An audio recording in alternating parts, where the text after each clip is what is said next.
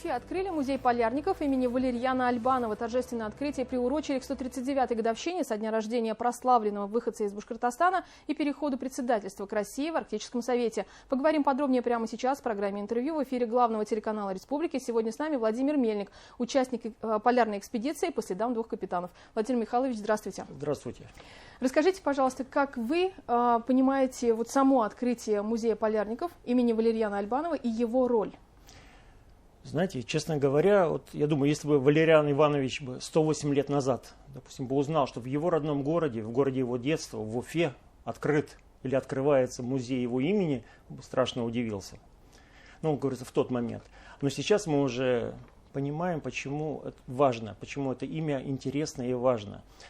Давайте, может быть, я вкратце напомню, кто такой все-таки Валериан Альбанов.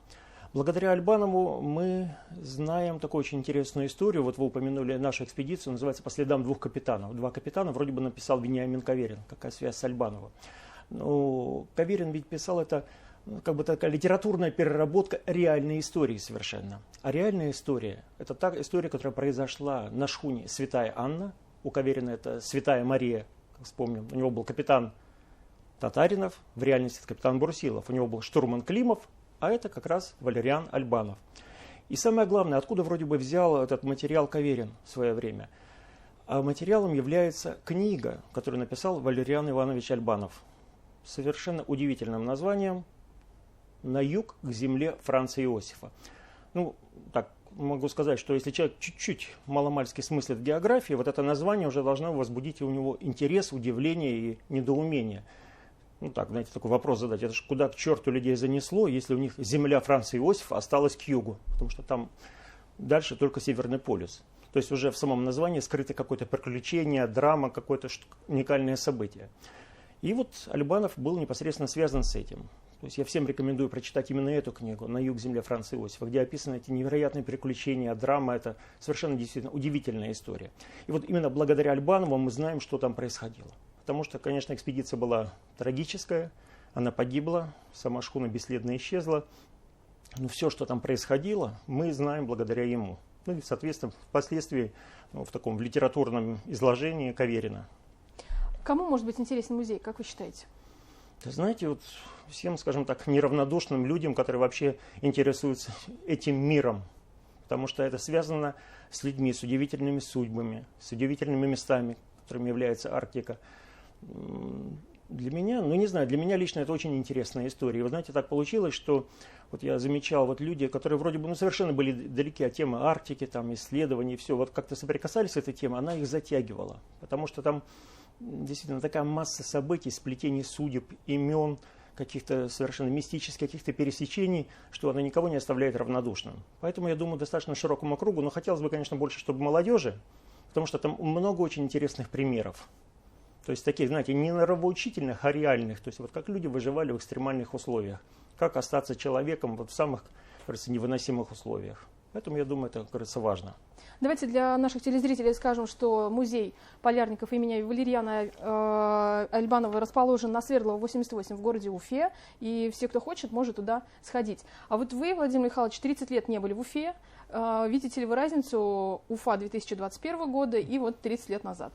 Ну, знаете, тут сложный вопрос, потому что, да, действительно, я ровно 30 лет назад был в Уфе, но я там даже не в самой Уфе, а так чуть-чуть совсем рядом, и все там был 3 дня и просидел на трубе. Так получилось, что... На какой трубе? Нефтеперерабатывающего завода. То есть просто, я уверен, наверное, многие уфимцы забыли эту историю, а эта история, я вам скажу, она вошла даже в книгу рекордов Гиннесса, она зарегистрирована. То есть 30 лет назад спасли ваш город. То есть я был тогда в спасательном отряде, это была, можно сказать, первая официальная спецоперация МЧС России. Был проведен первый в мире высотный направленный взрыв. А в связи с чем он произошел? Произошла техногенная авария. Там была большая дымовая труба, в принципе, она и сейчас есть, 150 метров высотой. Ну, чтобы понимать, так высоту, это примерно сколько у нас, чуть более 5 9-этажных домов поставить один на другой. И вот представьте, что там произошел внутри какой-то взрыв, произошел надлом этой трубы, и верхняя часть высотой 30 метров, такой как бы по объему 9-этажный дом весом 700 тонн, нависли над всем комплексом. И никто не знал, что делать. Там быстро сделали расчеты, инженеры понимали, что если вот этот обломок упадет вниз, он спровоцирует такое как бы локальное микроземлетрясение.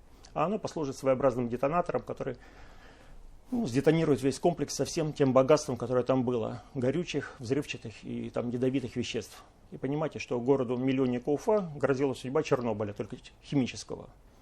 И была проведена уникальная операция. Ее проводили военные инженеры. Военные инженеры, 3 полковника приехали, все кандидаты технических наук, героические мужики, которые разработали совершенно уникальный проект. Потому что я скажу, что вот гражданские какие-то службы, которые должны были этим заниматься, предлагали заведомо какие-то бредовые, нереальные проекты. Или просили дать нам месяц на расчеты, а там счет шел на минуты, никто не знал, когда оно упадет, потому что была очень сильная ветровая нагрузка. В чем заключалась ваша задача? Наша задача, я работал в высотной группе, там, скажем так, альпинистов, спелеологов, высотников. Мы обеспечивали, то есть военные инженеры делали расчет, то есть куда, что, как заносить взрывчатку. Там крепить надо было по очень сложной схеме, вот как раз на том обломке трубы. Вот это мы все делали в течение 3 суток без сна, так на одних, как говорится, голых руках. Но риск был очень высокий в том плане, что в любой момент эта штука могла упасть. То есть нас бы там даже хоронить было бы нечего, потому что там бы растерло бы на молекулы. То есть задача была основная такая, то есть обеспечить выполнение этого высотного направленного взрыва. Вот еще раз напомню, что вот после проведенной этой операции труба до сих пор работает, город Уфа жив-здоров, никто вроде бы не заметил, что произошло, спасли город. Такое уникальное событие. И оно было зарегистрировано в книге рекордов Гиннесса. Спасибо вам большое, Владимир Михайлович. Давайте поговорим о полярной экспедиции по следам 2 капитанов. Какой она была? Знаете, вот я, наверное, уже часто это слово употребляю, уникальная. Вот, как я рассказывал про уникальный взрыв. Да, и экспедиция тоже была уникальная в том плане, что когда мы готовились к ней, знаете, мы встречали мы искали какую-то поддержку спонсоров. На нас смотрели так с недоумением. Ребят, вы сумасшедшие, вы авантюристы. То есть искать людей, пропавших без вести на необитаемых островах в высокоширотной Арктике, это авантюра чистой воды, это сумасшествие. Ничего вы не найдете, даже не пытайтесь. Но, тем не менее, у нас сложился такой уникальный коллектив людей с разным опытом, знаниями, навыками. И вот такой, знаете, как говорят, синергетический эффект возник. То есть вот это желание найти все-таки. И мы оказались в тех местах и начали, говорится, наш поиск. И мы нашли. Вот понимаете, вот это потом, когда были публикации в прессе, там, на телевидении, все действительно называли наши находки уникальными или как бы чудом. Потому что действительно вот то, что мы нашли, это вот на грани чуда. Так мы потом уже анализировали, что если бы мы отправились в экспедицию, скажем, на год раньше или на год позже, находка была бы невозможна. Там по определенным своим особым условиям, а там условия крайне особые на этих арктических островах. Поэтому это как бы уникальная и, можно сказать, в какой-то мере чудесная была экспедиция. Да, вы считаете ли вы это удачей? И как вы считаете, почему так получилось все? Ой, не хочется вдаваться в мистику в какую-то. Да, наверное, удача, конечно, но удача ведь она не бывает сама по себе. Вот я вам как раз упомянул вот наш коллектив, людей очень разных, но вот объединенных вот какой-то даже не только целью, но и вот каким-то таким страстным, искренним желанием. Вот это страстное, искреннее желание, мне кажется, оно порождает всегда удачу. И вот она нам там улыбнулась. А улыбнулась, конечно, так среди базальтовых скал, когда мы нашли останки человека, нашли личные вещи, дневники. В принципе, вот опять напомню книгу «2 капитана», как раз почему у нас экспедиция называется. Там, помните, был главный герой Саня Григорьев, который мечтал найти пропавшую экспедицию. Вот о чем мечтал литературный герой «2 капитанов» Таверинский. Нашли на самом деле мы в 2010 году на необитаемом берегу острова Земля Георга. Владимир Михайлович, в конце прошлого года президент России Владимир Путин подписал стратегию развития Арктики до 2035 года. Вот как вы можете прокомментировать этот документ? Ой, знаете, наверное, не рискну комментировать столь сложный документ, все-таки это больше про экономику, мы больше про исследования. Но здесь я бы высказал какую-то осторожность, может быть, со своей стороны опасения, потому что я тоже участвую еще в других экспедициях таких научных, которые связаны больше с природой, с экологией. Мы занимаемся влиянием современного мира, изменения климата на Арктику.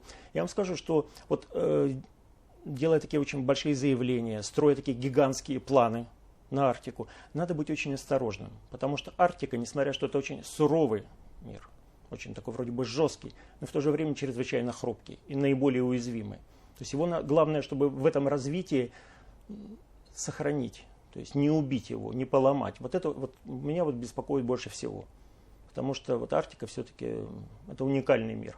Владимир Михайлович, какие проекты в ближайшее время вы планируете реализовать?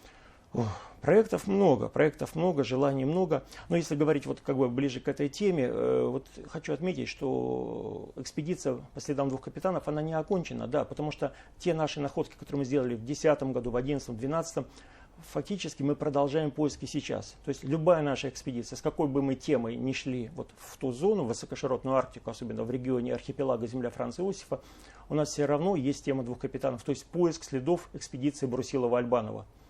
Потому что на самом деле те находки, которые мы сделали, мы не столько получили ответы, сколько мы получили много новых вопросов. И ведь еще один самый как бы, там, большой и главный вопрос. Я напомню, что эта экспедиция, она в свое время, в апреле 1914 года, она разделилась как бы на две части. То есть Альбанов с половиной экипажа уходит с корабля в поисках спасения к земле Франца Иосифа, почему и книга у него так называется. А половина экипажа вместе с капитаном Брусиловым, и там, кстати, на борту была еще девушка, Ерминия Жданко, остаются на шхуне Святая Анна. И вот судьба Святой Анны и половины экипажа, капитана, девушки, нам неизвестна. И, конечно, нам бы хотелось бы ее найти, но это, конечно, будет более сложный поиск, но мы его продолжаем. И я надеюсь, что вот с открытием как раз вот такого уникального музея в Уфе, такого вот внимания вот руководства республики к этой теме, мы надеемся, что вместе мы можем сделать гораздо больше, потому что у нашего коллектива, я так подскажу еще, я представляю здесь Ассоциацию морское наследие, экспедиционный проект называется у нас «Открытый океан, архипелаги Арктики». Вот у нас есть там даже свое, скажем так, экспедиционная яхта, специальная, специализированная для Арктики. И на ней мы продолжаем поиск. Обычно это проходит научные экспедиции, но на ней мы можем провести вместе поиск и следы пропавшей экспедиции капитана Брусилова, Альбанова. Понимаете, это же интересно. Тем более в следующем году есть прекрасный повод, и будет 40-летие Валериана Ивановича. Так что перспективы очень большие, причем вместе с вами. Да, мы со своей стороны будем следить и оказывать информационную поддержку. Я надеюсь, поддержку. что вы эту поддержку будете оказывать. Так что есть над чем работать. Спасибо большое, Владимир Михайлович. Сегодня гостем программы «Интервью» был Владимир Мельник, участник полярной экспедиции по следам двух капитанов. Не переключайтесь, оставайтесь вместе с нами.